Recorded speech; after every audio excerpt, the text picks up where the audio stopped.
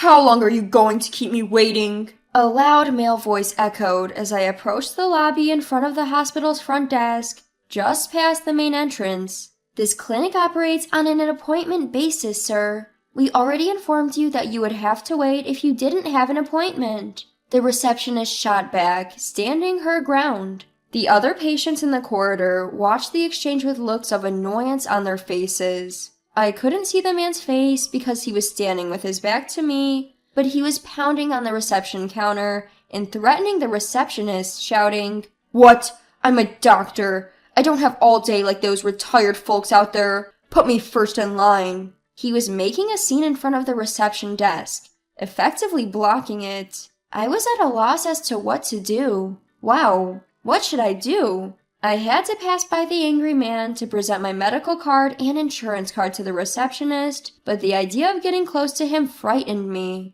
There are 3 reception desks, but they were all halted, and there were several other patients holding their medical cards, like me, stranded and keeping their distance. The clinic I go to is a private one, but it's one of the largest in the city. The clinic has a reputation for having excellent doctors, especially the gastroenterology department, which draws patients from outside the city. Despite being a large clinic, the head doctor's policy is always to put the patients first. The clinic has a classy atmosphere and serene to accommodate patients who come in with various health concerns. Normally, patients can spend their time in the waiting room peacefully, and it's always very quiet. I've been going to this clinic for several months now for prenatal checkups, and this is the first time I've experienced such a commotion. My name is Judy. I'm 40 years old and 32 weeks pregnant. I'm a nurse, but I'm currently on leave because I'm expecting a baby soon. I've been divorced once and remarried my current husband 2 years ago. With a baby on the way, I don't want to take any chances. I decided to come back another day. Just as I made that decision, a receptionist called out from a distance, "I can assist you here."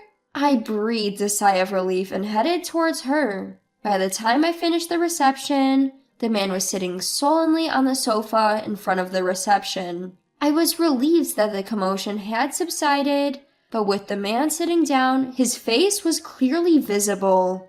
I thought he looked vaguely familiar, and then it hit me. It was my ex-husband. Why was he here? I was shocked and frozen in place. I hadn't seen him once since we divorced 7 years ago. He looked much older than I remembered and seemed to have gained quite a lot of weight.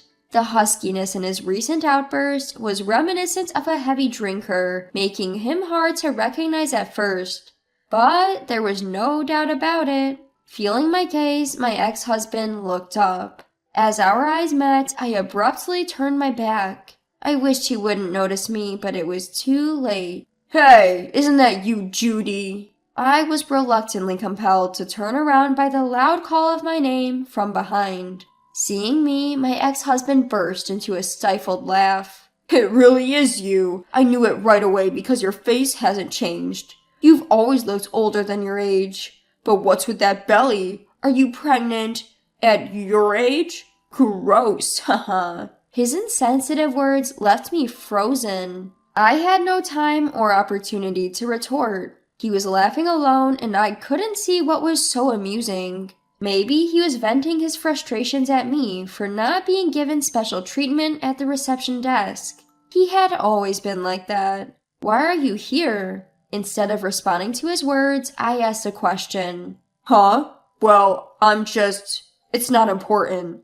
Instead, did you get remarried? Which poor sap did you latch onto this time? Must be an idiot to fall for you. A total loser, I bet." Ignoring my question, he just belittled me. "You sure are skilled at berating yourself. You are my ex-husband, so you're basically saying that you're a total loser, aren't you?" I coolly responded, and my ex-husband's face turned beet red with rage. "That's why women, as they age, lose their charm and become useless. You used to be so meek and a big crybaby." Well, I hated being that person, so I changed.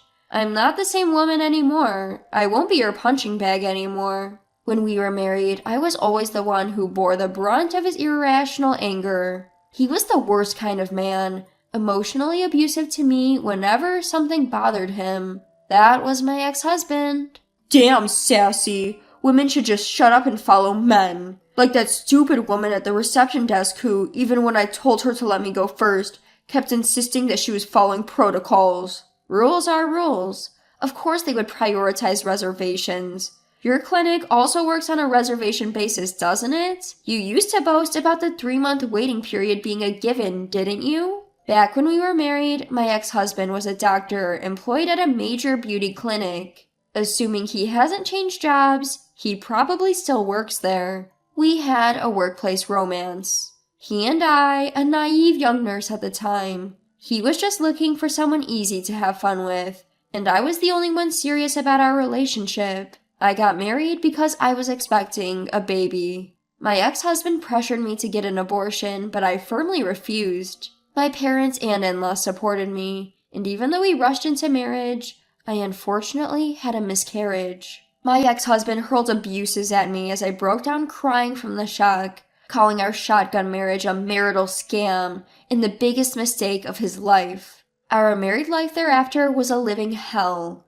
Eventually, our miserable marriage ended after about 2 years. We hired lawyers, divided our property, I received alimony, and we got divorced. I fell into depression, and it took me several years to recover. In my new workplace, I met my current husband. Life is unpredictable. I got married, and now I am pregnant again. My ex-husband's clinic didn't take in drop-in patients either, if I remember correctly. I asked my ex-husband with a touch of irony. It's better to let those air-headed women who use their husband's money or sugar daddy's money to get plastic surgery wait, right? They appreciate it more that way. It's a business strategy. A strategy. As he said this, he was tapping his temple with his index finger with a smug smirk on his face that I found incredibly irritating. How awful! There are people who are insecure about their complexion and pay for surgery with their own savings. You're so insensitive. This is exactly why I divorced you.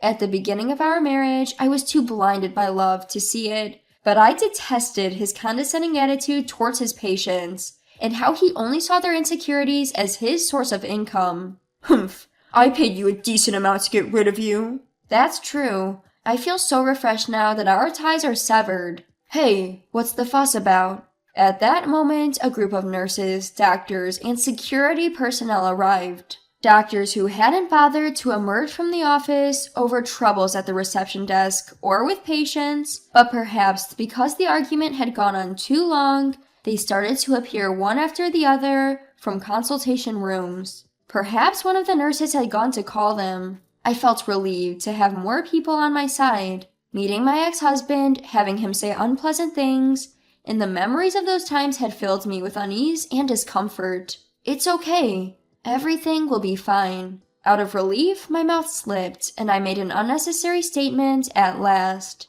Judging by what you said earlier, you're here as a patient today, not a doctor. Aren't you ashamed to be causing a scene? You used to say that you kicked out any noisy patients. I should have ended the conversation and left right away, but I suddenly remembered our initial exchange at the reception. Shut up! People have circumstances. It's none of your business. Immediately, my ex-husband flared up in anger. I probably got on his nerve. He tried to retort but was lost for words, glaring at me because I had hit the mark. He focused on my belly, sneering with a smirk. So, you're about 40, right? I don't know what's going on, but aren't you ashamed of getting pregnant at your age? It's just gross to see an old lady like you still wanting kids and doing the deed. I can't believe your husband is actually attracted to you. If he wanted kids, he'd certainly choose a younger woman. There's no guarantee an old hag like you can have a healthy kid. Or what? Is this another scam? Get married, have another miscarriage, then swindle some money out of him? He lashed out, and now he seems all satisfied, having yelled out words that would crush me. How dare you? You can't be serious. I barely managed to mutter those words. Out of shock, I could feel myself losing balance. When I got married to him, I was overjoyed about being pregnant and just wanted a happy life. But I had a miscarriage. But now at 40, I have even more concerns. Is the baby inside me healthy? And is it growing all right? Will I be able to deliver my baby without complications? Even if the baby had some disabilities, I would raise my kid with all my love. Despite the many people around, it felt eerily silent. Anyway, a man who could choose someone like you can't be a decent one, can he? I'd love to see the face of your baby's father. The veteran doctors who heard this began to tremble. Hey, stop it. How can you be so rude? That child in her belly. One of the doctors started to chastise my ex-husband. Huh? My ex-husband looked confused, but my current husband stepped in. I am the father of that child in her belly, and Judy's husband. My husband in his white coat walked up next to me. He must have rushed over as he was slightly out of breath. It's all right now. I heard the harsh words he said. Don't worry. I understand that you have many concerns, but you can take a break now and leave the rest to us. I was in shock, but my husband gently comforted me. Huh? A doctor? Is your husband a doctor here? My ex-husband was shocked, looking at me and my husband. Yes, that's right. My husband is the heir of this hospital and works as a gastroenterologist. What? Your current husband is a gastroenterologist? So you're related to this hospital? Well, yes. I answered lightly. As my husband joined me, I gradually regained my composure. When my husband gave my ex-husband a stern look, he explained, "This is a private hospital run by my father. Of course, we have many physicians on duty. Our family is full of doctors. My sister is a gynecologist. She is a competent female doctor, and I can trust her with Judy. Judy is currently on leave, but she's a great nurse, too." After a pause, he continued, "I heard you are a doctor, too. Earlier, a nurse circulated a questionnaire for first visit symptoms. As a fellow professional, I hope you understand. Could you please leave now?" What? I've been waiting for 30 minutes. My current husband immediately snapped back. You came here without an appointment and caused all this fuss in less than 30 minutes? He couldn't help but retort. Shut up! I'm a doctor. I deserve to receive preferential treatment. At our hospital, all patients are treated equally. You are not here as a doctor, but as a patient, and we do not provide any preferential treatment. Of course, we do prioritize patients in need of immediate attention, but you seem quite healthy. Your temperature is normal too. Even though he spoke calmly, my husband did not back down. Perhaps my ex-husband was desperate to see a doctor. He started to mumble his excuses. Hold on, that's a problem.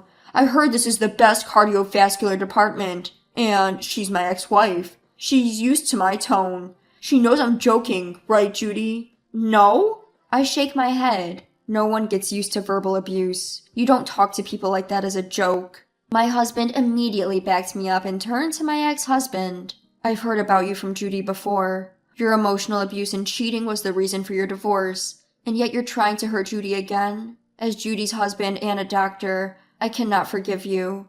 I've been informed of what went on from my nurses, and I heard your loud voice on my way here, but don't you feel ashamed to hurl abusive language that degrades women and pregnant women in front of many patients, and to intimidate others just because things don't go your way? In the obstetrics and gynecology waiting room at the end of the corridor, there are not only pregnant women like me who are giving birth at an advanced age, but also many people who want a baby and are receiving infertility treatment. Please go home. We have an obstetrics and gynecology department here too. It's not just about Judy. It's wrong for our other patients to have an unpleasant experience because of you. We won't examine you here. And with that, my husband asked my ex-husband to leave. Hey, are you discriminating against a patient? This isn't discrimination. You're getting turned away because of your actions. I butted into my ex-husband's words. My husband nodded. Huh? Don't joke with me. We're not joking, we're serious. Now please leave. My husband pointed to the exit. Hey, Judy, talk to him for me. When my ex-husband said that to me, I replied coldly, "Go home already. I told you before, we've cut our ties. After the verbal abuse I've had to endure from you, why would I want to do anything for you? You can strut around here all you want, but no one is going to listen to you." I felt a sudden sense of healing within me. Watching my pitiful ex-husband now, I started to feel glad that I cut ties with this man and divorced him. My life has completely changed being with my current husband, who respects me and takes care of me, compared to when I was with my ex-husband, who looked down on me and made my life miserable. I don't think I'll ever see my ex-husband again, but even if I do, his harsh words won't hurt me anymore. I felt as though I finally cut ties with my painful past, which was lingering within me like a lump. Just then, from the crowd of visitors, a small voice yelled, "Get out!" That voice gradually grew louder, turning into a chorus of dismissal. My ex-husband, who had been swimming his eyes around and pondering his opinions, spat out his parting shot. "I'm never coming back to this awful clinic. I hope you guys go out of business soon," and left the scene. Not long after, it was on the news that his beauty clinic was being sued one after another for malpractices. He'd always prioritized making money, forcing expensive treatments on patients rather than catering to their needs, and this had led to trouble. He was directly named in lawsuits and found himself in quite a predicament. Adding to his misfortunes, I heard rumors that he'd been admitted to a hospice. Despite being a doctor himself, he was neglectful of his own health and disliked hospitals. He never went for regular checkups, indulged in unhealthy habits, and brushed off any discomfort or minor ailments with self-prescribed medicines. But his condition had deteriorated beyond hope. After causing trouble at our reputable clinic, his treatment was delayed and he collapsed at his workplace. A thorough examination revealed that his condition was beyond help. This could be a classic case of a doctor not taking care of his own health. Bogged down by massive compensations and awaiting his end, what a pitiful state. Although this is none of my concern now, I can't help but think that he could have led a much better life. As for me, I gave birth to a healthy baby girl. I was worried about many things before she was born, but she was a big baby, just over 8.8 pounds. She's extremely lively, sleeps well, drinks her milk well, and is adorable. I'm busy taking care of the baby, and I feel that it's a waste of time to worry about things that have ended. Babies are truly adorable. Meeting her is like a reward for all the difficulties I've been through. I plan to cherish every day from now on, living happily with my respectful husband and cute daughter.